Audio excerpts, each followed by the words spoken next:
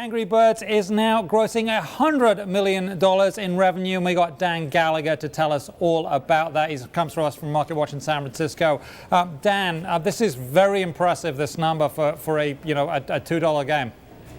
It is, or a game that's actually free on a lot of platforms. In a lot of cases, they've been giving away the game free on an ad-supported basis, or in some cases you pay, so it kind of differs per platform. But when you put up that kind of number in this kind of game in what is still relatively a young industry, it's pretty impressive. Now, not all of that revenue, that $100 million number, is coming from the game itself. It's coming from merchandising too.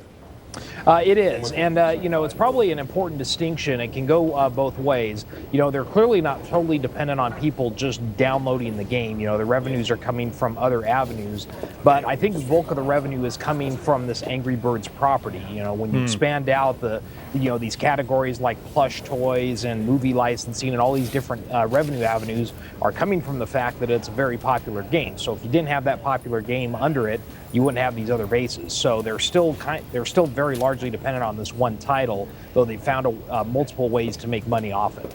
Well, which is very clever of them and very good business. But I mean, in longer term, hit-driven businesses need a constant supply of hits.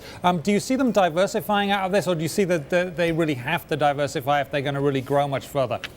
Well, I think they certainly have to diversify if you're going to build a company for the long haul. The video game business has proven to be not as apt to sequel fatigue as maybe some other entertainment platforms. You get to the third version of a movie, people get tired of it. We're going to see our 9th version of Call of Duty this year. It's still going to be a big seller for the industry. So you can put titles out in the game industry for a longer period, but you can't really make an entire company last for the long haul on just one game. So I think they definitely do have to diversify, and they're looking to do that.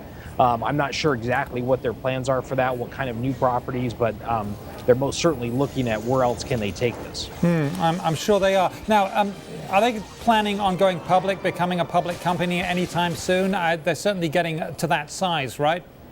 I don't know what their plans are. I think they've made some comments here and there in the press that may indicate different ways of thinking about it.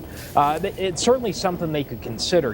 They have a lot of recognition now, and what we've seen in the IPO markets is companies that have a fair amount of recognition, consumer recognition, can do pretty well, at least out the gate.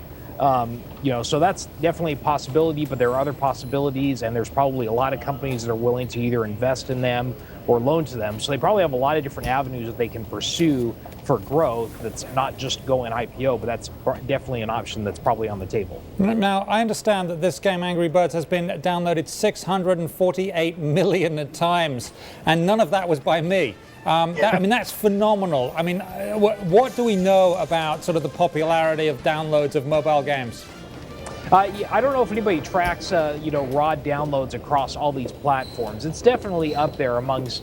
It might be the most popular mobile game we've seen, or definitely up there with those. It had fortuitous timing. It kind of came on the scene right about as the iPhone came on the scene. So it was one of the first real popular iPhone games that really popularized this notion of how the smartphone can become a gaming device. So their timing was really apt, and it worked really well for them.